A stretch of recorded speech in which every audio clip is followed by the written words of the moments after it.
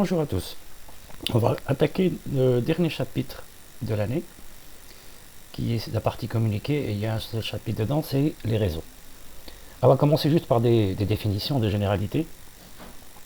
On va commencer par la définition, qu'est-ce que c'est qu'un réseau? Un réseau, c'est un ensemble de machines, je dis bien machines et non pas seulement ordinateurs, connectées pour partager des données et du matériel.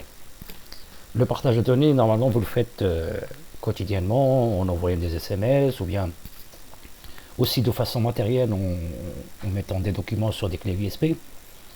Mais il n'y a pas que les données qu'on peut partager, il y a aussi le matériel, c'est-à-dire par exemple dans une salle, on a une imprimante, et on n'a pas besoin d'avoir une imprimante par ordinateur, puisqu'elle est rarement utilisée, donc le partage est plus efficace que de multiplier le matériel.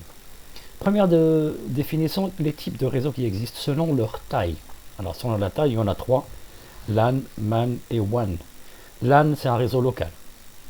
Il est privé, c'est-à-dire personne d'autre ne peut accéder de l'extérieur, comme dans une école ou dans une usine. Le MAN, un réseau métropolitain. Métropolitain, ça veut dire de métropole, c'est-à-dire une grande ville. Donc ça peut être privé ou public au niveau de villes ou même des régions. Et enfin le WAN, ce sont des réseaux larges qui contiennent plusieurs MAN. En fait, ce sont des structures qui s'imbriquent les unes dans les autres. Un MAN est constitué de plusieurs LAN et un WAN est constitué de plusieurs MAN et ainsi de suite. Ce qui nous donne à la fin le réseau Internet. Généralement, les MAN sont publics et payants pour pouvoir accéder aux données qui sont partagées. Deuxième définition à voir, c'est ce qu'on appelle la topologie. Comment relier des machines entre elles? Bon, là, on va donner des exemples câblés ou pas, parce que certaines structures peuvent aussi ne pas être câblées, mais la majorité, les trois premières, anneaux, bus et mailles, sont automatiquement câblées. L'étoile peut être câblée ou non, sans fil. Alors, c'est quoi le réseau en anneau? On voit sur le dessin qu'on a un seul sens de rotation, de distribution, de partage, de communication. Donc une machine ne peut communiquer qu'avec la suivante. Si elle veut communiquer avec la précédente, elle doit faire le tour de l'anneau. Alors là, il va y avoir un problème de temps. Pour communiquer entre deux machines, il faut plus de temps.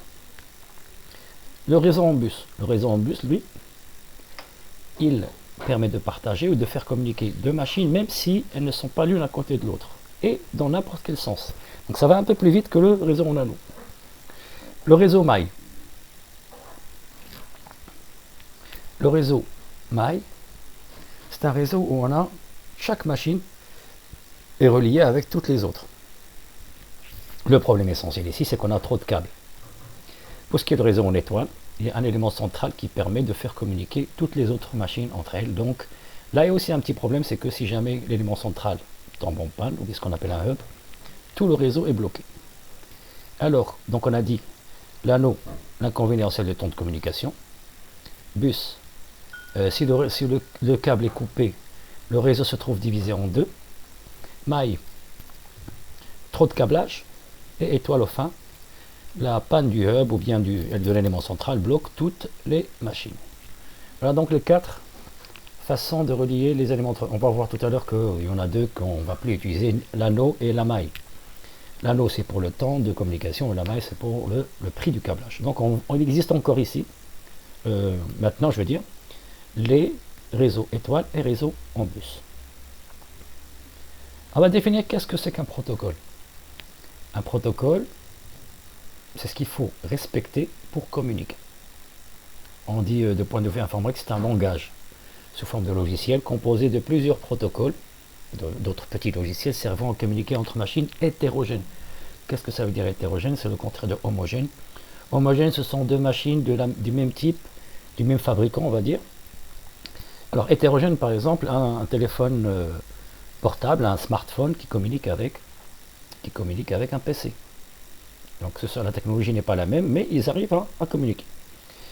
Alors, donc qu'est-ce qu'il faut respecter pour que les éléments communiquent? On vous dit l'exemple, on va donner l'exemple du protocole TCP/IP. Le protocole TCP/IP constitué de plusieurs, ce qu'on appelle des couches, ou bien plusieurs applications qui font communiquer les appareils entre eux. D'abord, la première couche qu'on appelle l'application. Dès qu'on crée des données dans un système informatique, ou numérique en général, donc on crée des 0 et des 1. Et les 0 et 1 ne sont pas cryptés, ou ne sont pas organisés de la même façon. Quand il s'agit par exemple d'une page Internet, c'est le protocole HTTP. Quand il s'agit par exemple, comme ici on voit que c'est un fichier Word, donc c'est des données, mais tout, que ce soit du texte, de la musique, des photos, tout est crypté sous forme de 0 ou de 1. Sauf que si on veut ouvrir un fichier d'un autre crypté d'une autre façon, il ne va pas apparaître correctement.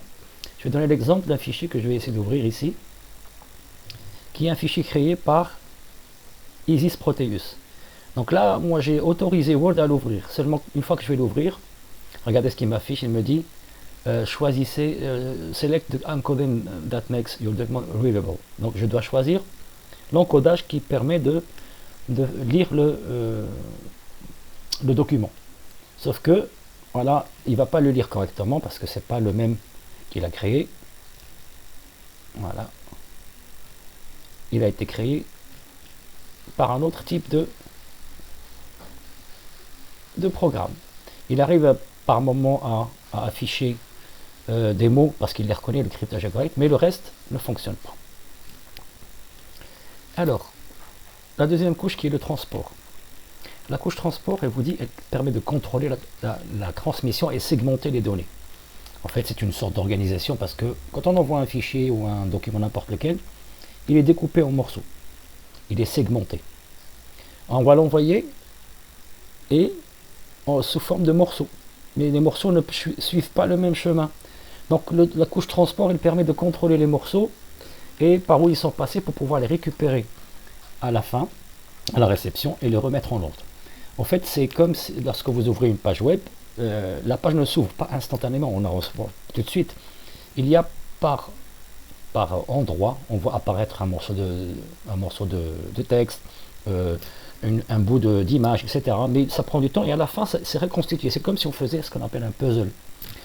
Ou bien c'est comme si on envoyait, par exemple, un meuble d'une ville à une autre. Il faut le démonter et l'envoyer pour qu'il arrive plus facilement parce que transporter des petits paquets est plus simple que de transporter des grandes. Ça peut prendre du temps. Maintenant, ce qu'on appelle la couche réseau. On vous dit il s'agit d'adresser les machines connectées et choisir le meilleur chemin de routage. Qu'est-ce que c'est que l'adresse? Une adresse, c'est l'équivalent d'un numéro de téléphone pour une personne. Donc pour pouvoir, une adresse, c'est l'équivalent d'un numéro de téléphone. Dès qu'on est connecté, c'est-à-dire dès que on va appeler quelqu'un, notre numéro s'affiche comme étant connecté dans le réseau. Que ce soit en téléphonant ou bien en se mettant en groupe comme avec WhatsApp ou Teams, etc. Puis ensuite on vous dit choisir le meilleur chemin du routage. Le routage, c'est trouver la route. Quand on va d'un point A à un point B, un point A à un point B, c'est pas forcément la route la plus courte qui est la plus rapide. Il se peut qu'il y ait des embouteillages. Donc la meilleure route, c'est la route la plus rapide, même si elle est plus longue. Et là, c'est le routeur qui s'occupe de ça. C'est ce qu'on appelle la couche réseau. Maintenant, la couche liaison. Alors, on vous dit premièrement, la couche liaison, elle fait plusieurs choses, mais bon, on va résumer. Relier adresse IP et adresse MAC. Les adresses IP, ce sont les adresses, l'équivalent d'un numéro de téléphone quand on se connecte pour une personne.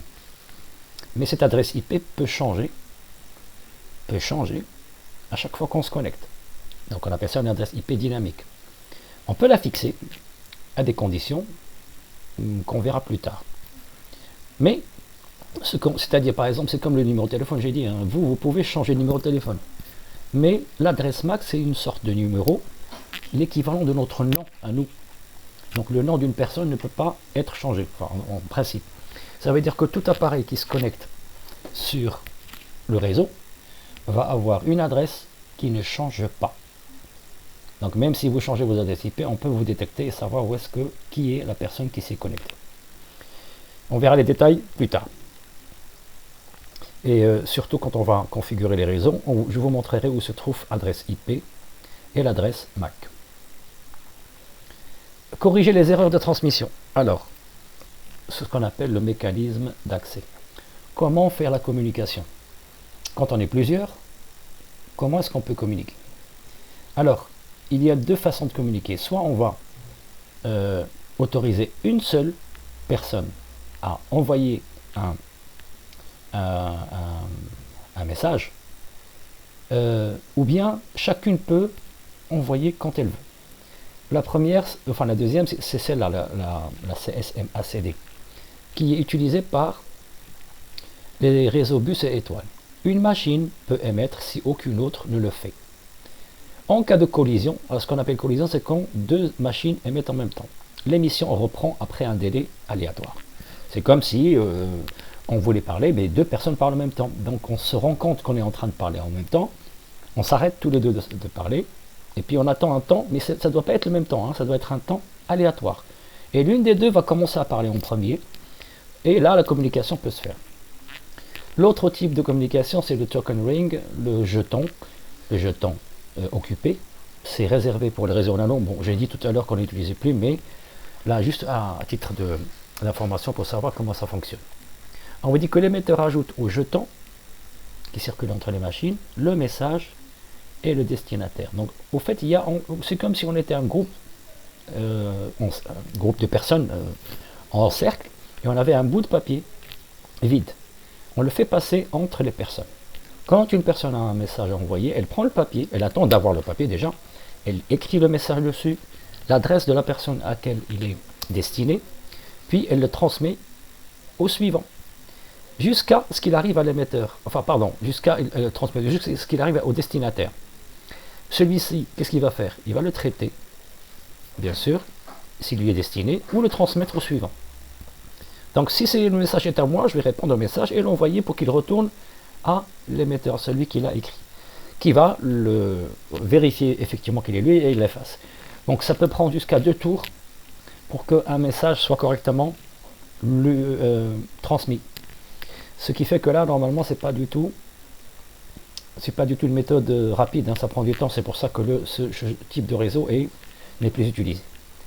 La dernière couche, ce qu'on appelle la couche physique, c'est le choix du support. Qu'est-ce qu'on va utiliser pour coder les 0 et les 1?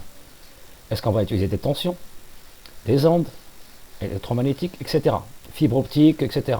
Le matériel, donc le support, la grandeur physique, et qu'est-ce qu'on va utiliser comme matériel? Est-ce du câble, de la fibre optique pour la lumière, etc.